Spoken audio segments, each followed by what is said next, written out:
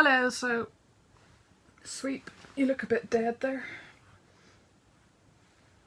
Nope. There we go. Okay, so yes, today is the 21st of October, which means tomorrow is the beginning of the autumn readathon that Mercedes from MercysBookishMusings is hosting. Now, I've never actually taken part in a readathon before, so this is my first one. Usually I just feel like I don't really have the time, or I kind of just want to read whatever I want to read, but I saw the prompts and I got really excited about thinking about, oh, what would I read for each category, and then I realised that I was also off next week, so I thought, do you know what, I'm actually going to take part. So I'm going to tell you what I'm going to read for it. The first prompt is to read a gothic slash, don't know what I did that for, a gothic slash spooky novel. I am actually currently listening to an audiobook of Stephen King's It, which kind of fits that category, but I mostly listen to that whenever I'm walking to work, and as I am off next week, I probably won't listen to it so much, so I've decided to go with The Loney by Andrew Michael Hurley.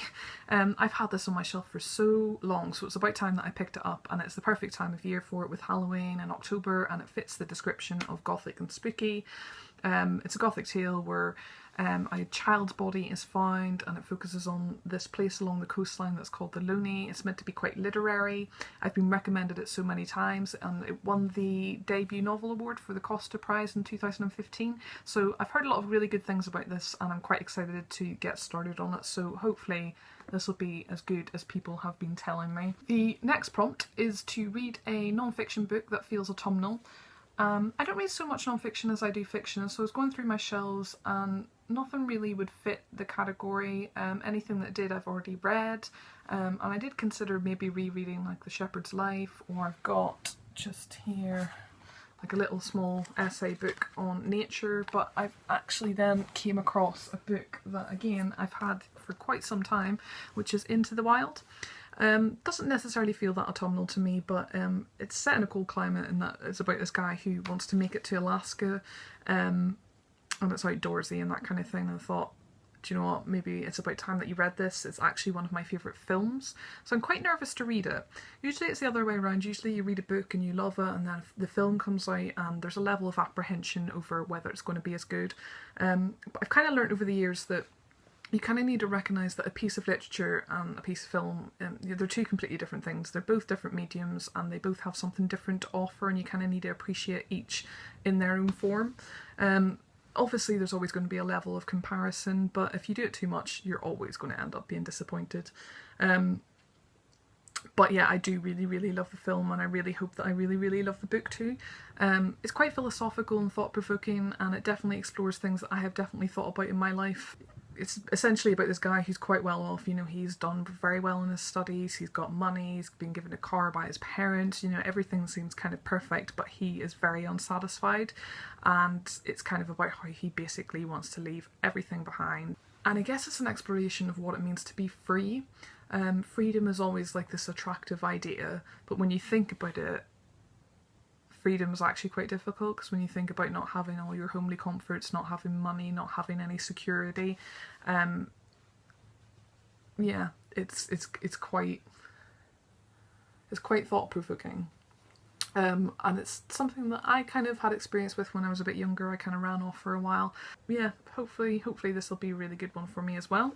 The next prompt is to read a book that's set in a cold climate, so Into the Wild kind of fits that category, but I've decided to pick up the Howling Miller. Now, I read by the same author The Year of the Hare, which is one of my favourite books ever, so I'm quite excited and looking forward to reading this one. It's translated from Finnish and it's set in Finland, so cold climate, and it's about this guy who comes to this small little village, and he's quite an eccentric character, and he makes these sort of animal impressions, but he starts to howl in the middle of the night, which the villagers are obviously not too happy about, and then I think he gets into a mental hospital. So I think it's going to be quite a quirky, offbeat story. I know The Year of the Hare definitely had that kind of feeling of being a little bit unique, so I'm hoping this one will have that feeling as well. I really like reading translated works as well. I think that's really important, so yes, definitely looking forward to reading this one. So the next prompt is to read a historical fiction novel, and I decided to go with Lincoln in the Bardo by George Saunders. Now, I'm not going to go on too much about this because it did just win the Booker Prize, so I'm sure you probably all know about it. I've actually wanted to read it for quite some time, but I was going to wait for it to come out in paperback, but then it won the Booker Prize and Waterstones brought out this special edition, which is just gorgeous. So nice. So I gave in and picked it up. I did start it the other day and, you know, was kind of not too sure how I felt about it, but as I kept reading I kind of got into the unique style, shall we say, of how this is written. So it's written like each sentence is a quote from someone, some of which are real and imagined. The story itself follows Abraham Lincoln's son, who is very unwell and then dies and finds himself in the transitional realm of the Bardo. So it's quite supernatural, definitely quite a unique one. So I'm intrigued by this one. I like anything that's a little bit experimental. I think I will like this one. I just think it's going to take me a while to get really into it. So we'll see how I get on with that one. Yes, so those are the books I'm going to read for the Readathon. So those are the books that I've chosen to get on with for the Readathon. So that's the Loney, Into the Wild, the Howling Miller and Lincoln in the Bardo. There are also 2 bonus prompts, but I probably won't get to them, but if I do, one of them is to read a short story collection, and I thought I'd maybe pick up The Birds and Other Stories. I feel like it's quite suitable for October, and the other prompt is to read a book that has a female protagonist, and I thought I would go for Sarah Waters' Fingersmith. So yeah, both of those again feel really suitable for autumn. So I may well pick those up if I have time. But I am also currently reading The Ocean at the End of the Lane by Neil Gaiman, which so far I really love. It's making me feel really nostalgic, it's really feel good, so I'll probably read a bit of that as well, even though it doesn't really fit into any of the categories. So it's quite a lot to be getting on with.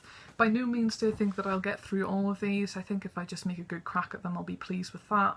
I am aiming to read 100 books this year. I think I'm sort of on track, but I feel like I'm in a position in which I could really easily fall behind, so this might help quite significantly with keeping with that goal. So yeah, I'm really looking forward to starting this readathon. Like I said, it starts tomorrow on the 22nd of October and runs all week. I'm probably going to pop out and face the horrible, really windy weather and get some snacks in to keep me going, and I will let you know how I get on with all the books that I read. We'll see how we get on.